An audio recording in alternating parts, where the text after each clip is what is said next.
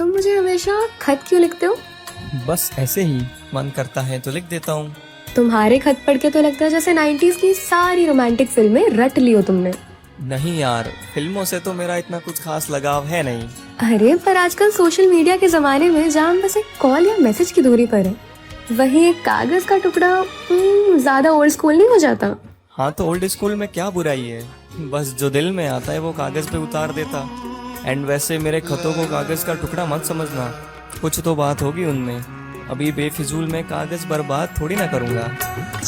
हम लबों से कह न पाए उनसे हाले दिल कभी, और वो समझे नहीं ये खामोशी क्या चीज है, और वो समझे नहीं ये खामोशी क्या चीज है।